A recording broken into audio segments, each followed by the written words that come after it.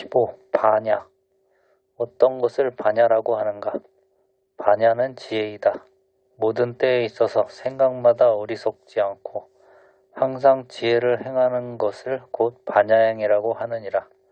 한 생각이 어리석으면 곧 반야가 끊기고 한 생각이 지혜로우면 곧 반야가 나거늘 마음속은 항상 어리석으면서 나는 닦는다고 스스로 말하느니라. 반야는 형상이 없나니 지혜의 성품이 바로 그것이니라. 어떤 것을 바라밀이라고 하는가? 이는 서쪽 나라의 범음으로써 저 언덕에 이른다는 뜻이니라. 뜻을 알면 생멸을 떠난다. 경계에 집착하면 생멸이 일어나서 물에 파랑이 있음과 같나니 이는 곧 이 언덕이요. 경계를 떠나면 생멸이 없어서 물이 끊이지 않고 항상 흐름과 같나니 곧 저 언덕에 이른다고 이름하며 그러므로 바라밀이라고 이름하느니라. 미혹한 사람은 입으로 외고 지혜로운 이는 마음으로 행한다. 생각할 때 망상이 있으면 그 망상이 있는 것은 곧 진실로 있는 것이 아니다. 생각마다 행한다면 이것을 진실이 있다고 하느니라. 이 법을 깨친 이는 반야의 법을 깨친 것이며 반야의 행을 닦는 것이다. 닦지 않으면 곧 범부요. 한 생각 수행하면 법신과 부처와 같으니라. 선지식들아, 번뇌가 곧 보리니 앞 생각을 붙잡아 미혹하면 곧 범부요. 뒷생각에 깨달으면 곧 부처이니라. 선지식들아, 마하바냐빌은 가장 높고 가장 으뜸이며 제일이라. 머무름도 없고 가고움도 없다. 3계의 모든 부처님이 다 이 가운데로부터 나와 큰 지혜로서 저 언덕에 이르러 오음의 번뇌와 진로를 쳐부수나니 가장 높고 가장 으뜸이며 제일이니라. 가장 으뜸을 찬탄하여 최상승법을 수행하면 결정코 성불하여 감도 없고 머무름도 없으며 내왕 또한 없나니 이는 정과 해가 함께하여 일체법에 물들지 않음이라. 3세의 모든 부처님이 이 가운데서 삼독을 변하게 하여 개정해로 삼느니라. 선지식들아, 나의 이 법문은 8만 4천의 지혜를 쫓느니라. 무엇 때문인가? 세상에 8만 4천의 진로가 있기 때문이다.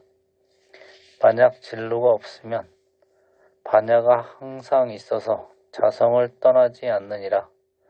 이 법을 깨친 이는 곧 무념이니라. 기억과 집착이 없어서 거짓되고 허망함을 일으키지 않나니 이것이 곧 진여의 성품이다. 지혜로서 보고 비추어 모든 법을 취하지도 아니하고 버리지도 않나니 곧 자성을 모아 부처님 도를 이루느니라. 성철 스님의 해설 읽겠습니다. 1. 오즉불 깨치면 곧 부처. 육조는 불지 이외의 깨달음으로 인정치 않는다. 최상 최존 가장 으뜸이고 가장 높음. 육조가 설하신 법문의 전체를 두고 말함이니라.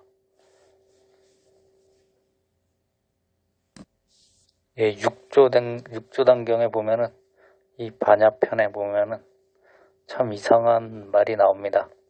선지식들아, 번뇌가 곧 보리이니 앞 생각을 붙잡아 미혹하면 곧 범부요. 뒷생각에 깨달으면 곧 부처이니라.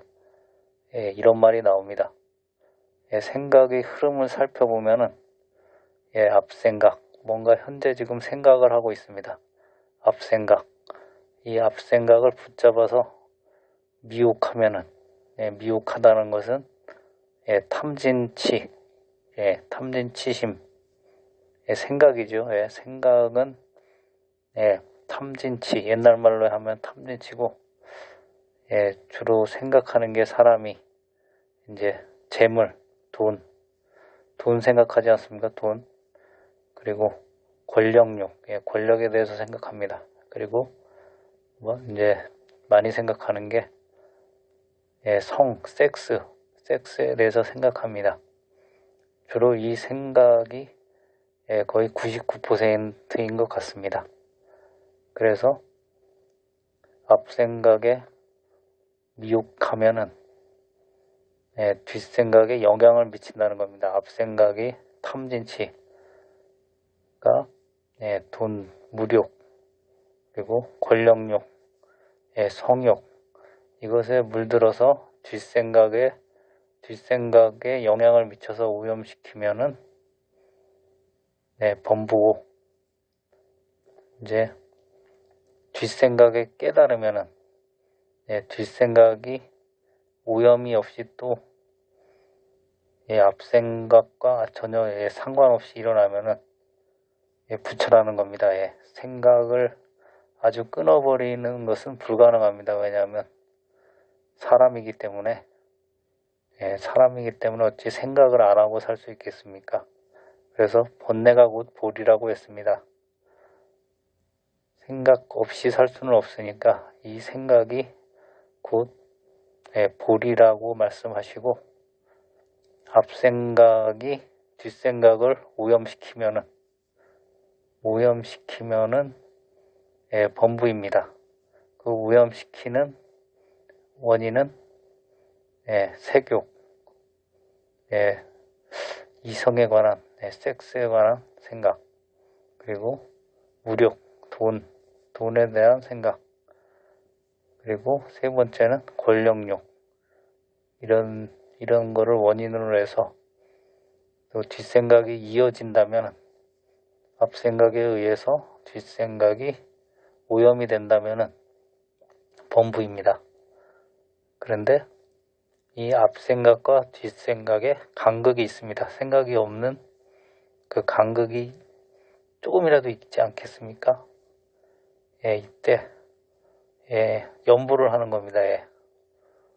뭔가 생각이 일어났을 때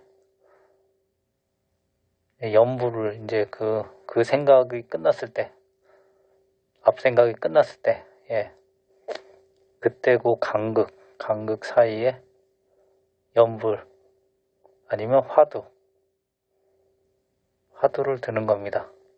그래서 연불 같으면은 나무 관세음보살 석가모니물 나무 석가모니물 화두로 치면 이목구 뭐 이런 식으로 한다면 앞생각과 뒷생각의 간극을 점점 이렇게 늘릴 수 있습니다. 늘릴 수 있어가지고 뒷생각에 영향을 안 주겠죠. 이게 수행입니다. 뒷생각에 깨닫는다는 것은 앞생각에 영향을 받지 않는다. 이런 뜻이고 이것을 수행으로 치자면은 앞생각이 일어났을 때 뒷생각이 일어나기 전에 여기다가 화두를 듭니다. 이목구를 하든가 없다. 개에게는 왜 불성이 없다고 했을까? 없다. 오직 모를 뿐. 이렇게 하시던가 연불, 관세음보살, 석가모니물 하셔가지고 앞생각과 뒷생각의 간극을 점점 넓히는 겁니다. 이렇게 하기 위해서는 앞생각과 뒷생각을 항상 일어나는 원인 이것을 알아야 되겠고 깨어 있어야 됩니다. 그게 위파사나 손 아니겠습니까? 그래서 앞생각이 뒷생각에 영향을 받지 않게 되면 이때는 부처라고 하셨습니다. 이 선지식들아 번뇌가 곧 볼이니 앞생각을 붙잡아 미혹하면 곧 범부요 뒷생각에 깨달으면 곧 부처이니라. 이 말이 상당히 중요한 6조 단격의 핵심 중의 핵심입니다. 이렇게 되면은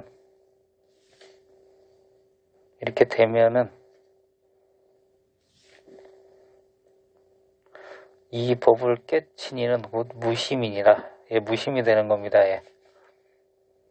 기억과 집착이 없어서 거짓되고 허망함을 일으키지 않나니 이것이 곧 지녀의 성품이다. 지혜로서 복을 비추어 모든 법을 취하지도 아니하고 버리지도 않나니 곧 자성을 보아 부처님 도를 이루니라. 이렇게 되는 겁니다. 아무 생각이 일어나지 않는 게 무심이라면 로봇하고 뭐가 다르겠습니까? 생각이 일어나는 건 당연한 겁니다.